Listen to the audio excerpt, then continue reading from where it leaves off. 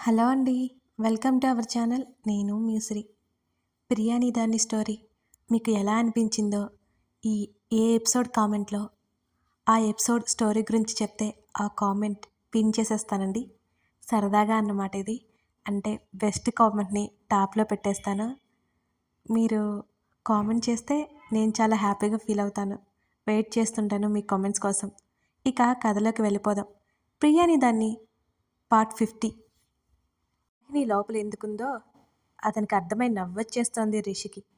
Bed మీద settle అయిపోయి చేతులు నలుపుకుంటూ కూర్చుంది రాహిణి. శరీరం అలసిపోయింది. ఆకలేస్తోంది ఒకవైపు. బయటికి రావడానికేమో బిడియంగా ఉంది. తలుపు కొట్టిన చప్పుడు వినిపించగానే ఆమె గుండె జల్లుమంది. బంగారం! రిషి పిలిచాడు. బంగారం! అతని పిలుపుకి మెల్లిగా లేచి వచ్చి తలుపు ఓపెన్ చేసింది రాహిణి.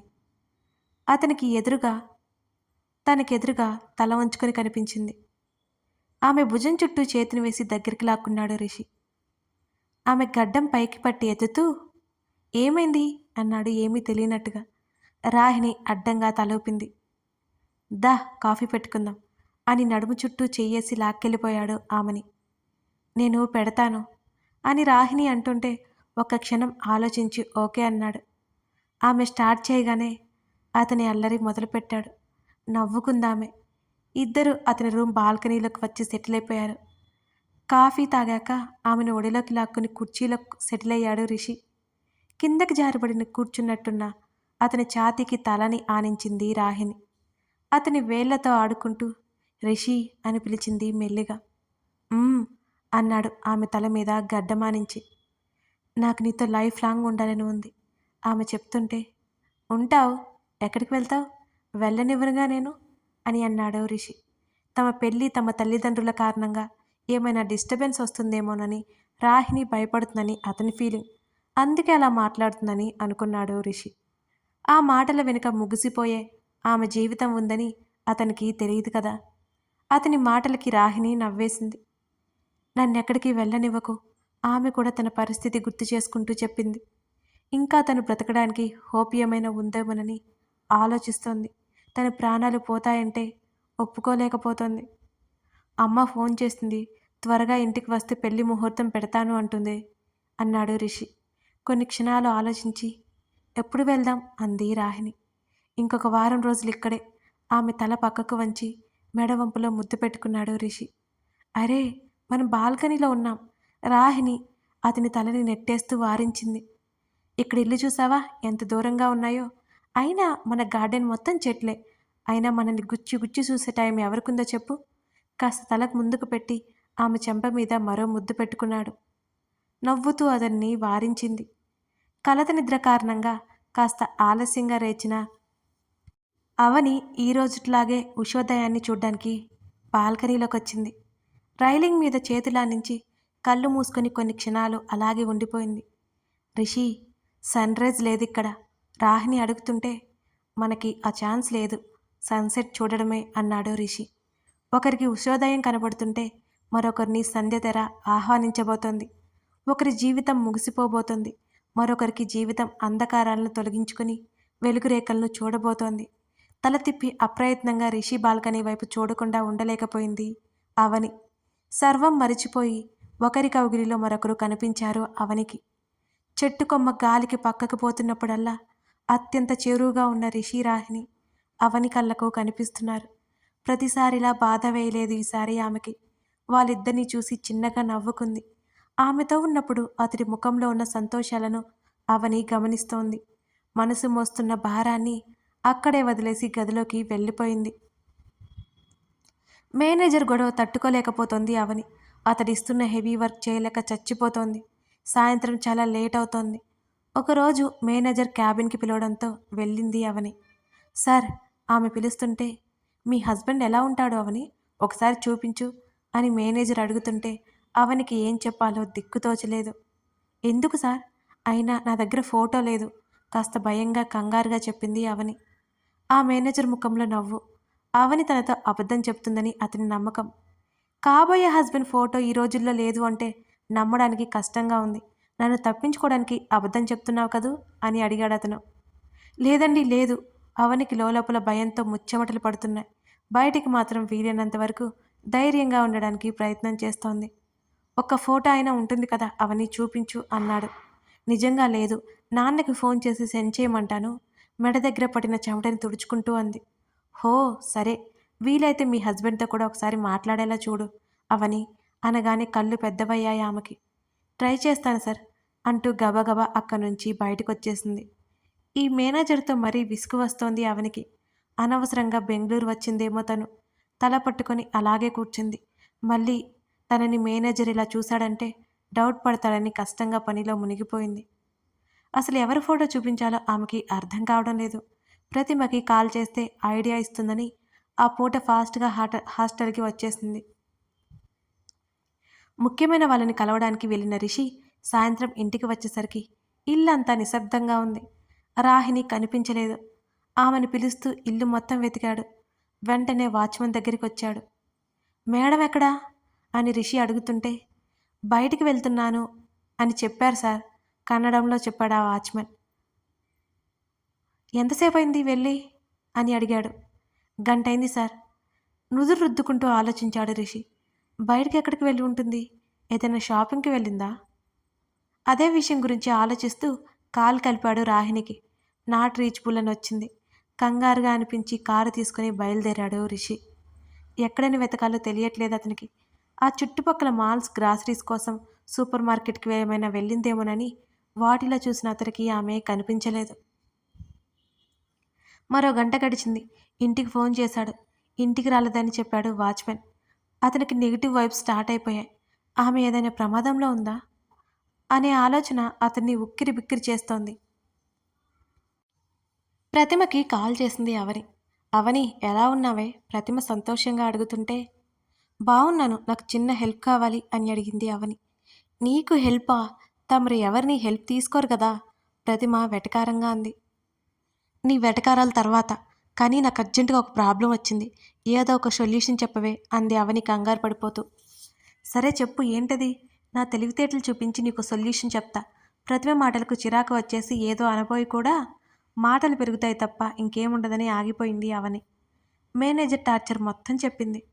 అంటే ఇప్పుడు పెళ్ళికొడుకు ఫోటోని తీసుకురావాలన్నమాట అని పైకే అంటూ ఆలోచిస్తూ అవును అంది అవని. దారిన పోయే వాడి ఫోటో ఎవరిదో ఒకటిది తీసుకో. వీడే నాకు కాబోయే మొగుడు అని చెప్పు.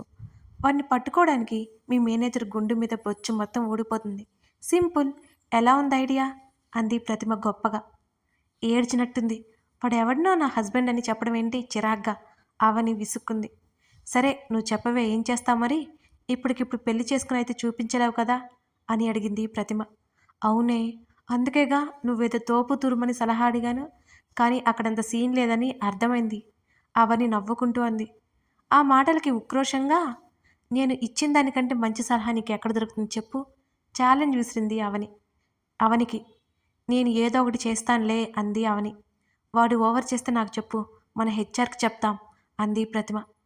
చెప్పినంత ఈజీ కాదు ఆ మేనేజర్ని వదిలించుకోవడం అని అవనికి తెలుసు. మామూలు విషయంలోకి వెళ్ళిపోయింది ఆమె. బాగా ఆలోచించింది. కాల్ కట్ చేసి వేరే ఎవరినో తన భర్తగా చూపించడం ఏంటి? ప్రదీప్ తన ఫ్రెండే. ప్రదీప్ ఫోటో చూపిస్తే ఏ సమస్య ఉండదు. కానీ ఆ పని ఆమె వల్ల కావడం లేదు. కానీ తప్పదు కదా.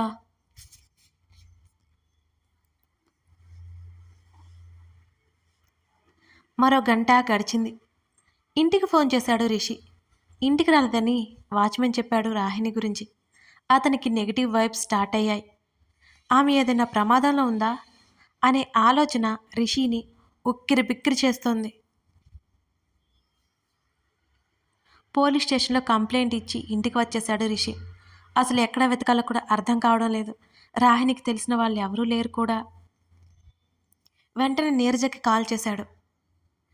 హాయ్ రిషి, నీరజ ఉత్సాహంగా పలికింది.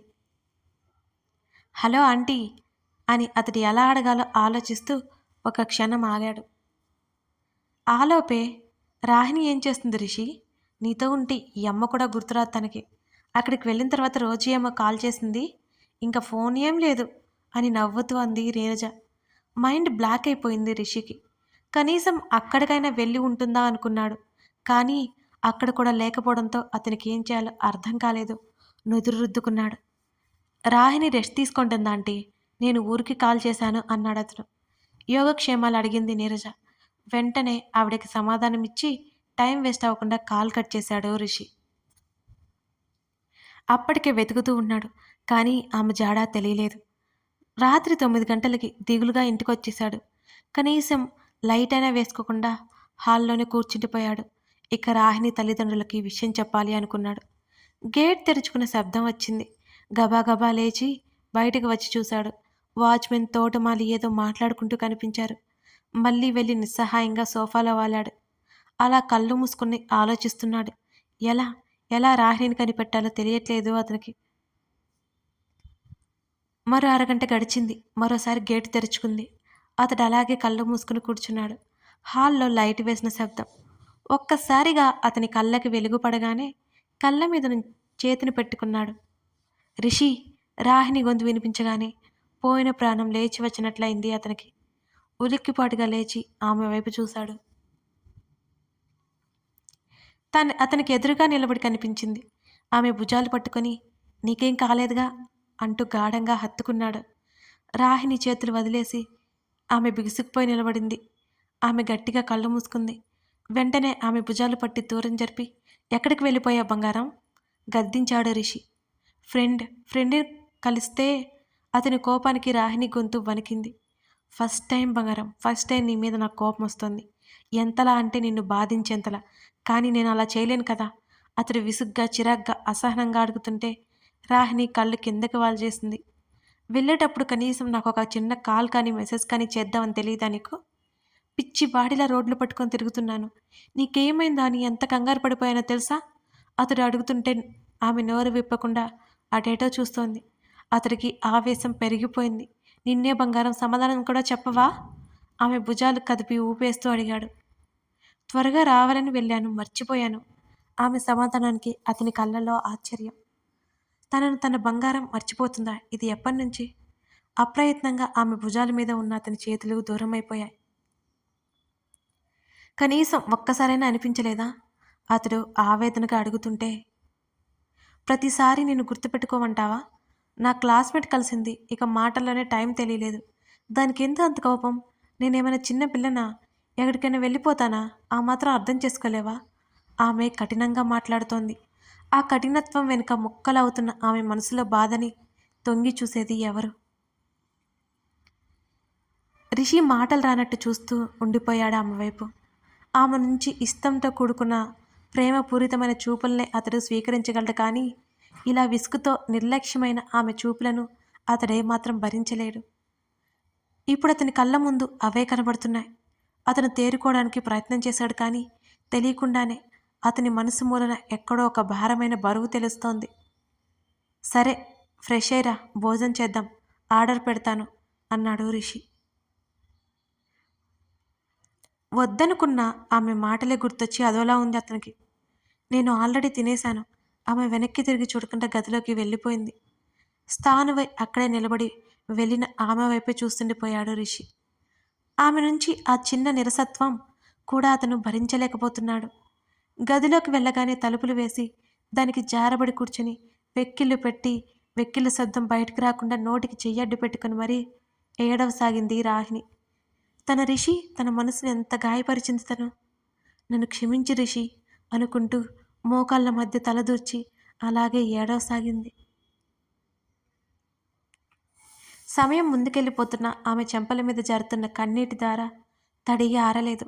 రాహిణి డోర్ లాక్ చేసుకోవడంతో ఆమె అలసిపోయి నిద్రపోయిందేమో అనుకున్నాడు అతను. ఆమె నుంచి ఆమె నిర్లక్ష్యం భరించలేని అతనికి కంటి మీద కునుకు రాలేదు ఆ రాత్రి. ఆమె బయటికి వెళ్ళి వచ్చిన విసుగులో ఉంది. తనకు తాను ఎంత సర్ది చెప్పుకున్నా రిషి వల్ల కావడం లేదు. ఎప్పట్లాగే మార్నింగ్ బాల్కనీ నుంచి రూమ్ వైపు చూసింది అవని. రోజులాగా రిషి కనిపించలేదు, రాహిణి కనిపించలేదు. దాదాపు తను వాళ్ళని చూసిన రోజు దగ్గర నుంచి ప్రతిరోజు వాళ్ళెంత అన్యోన్యంగా ఉంటున్నారో అవని కంట పడుతూనే ఉంది. ఆమె అతని సంతోషం చూసి ఆ సంతోషం తనదే అన్నట్టు ఫీల్ అయిపోతుంది. ఇంకా నిద్ర లేవలేదేమో అనుకుంది. ఆఫీస్కి వెళ్ళేటప్పుడు కూడా అటువైపు చూడకుండా ఉండలేకపోయింది అవని. అతను కనిపించకపోయేసరికి ఆమెకెందుకో కాస్త బెంగగా అనిపించింది. చేతుకున్న వాచ్ వైపు చూసుకుని వెళుతూ వెళుతూ సరిగ్గా రిషి రావడంతో అక్కడే ఆగిపోయింది అవని. కథ కొనసాగుతోంది. ఈ స్టోరీ మీకు నచ్చినట్లయితే తప్పకుండా లైక్ చేయండి. అలాగే మన ఛానల్ని సబ్స్క్రైబ్ చేసుకొని మీ స్నేహితులకి ఈ వీడియో షేర్ చేయండి. అప్పుడే మన ఛానల్ రీచ్ ఎక్కువ మందికి వెళ్తుంది. మీరు ప్రోత్సహిస్తారని నేను ఆశిస్తున్నాను. Thank you for watching this video. మరో ఎపిసోడ్తో మళ్ళీ కలుద్దాం.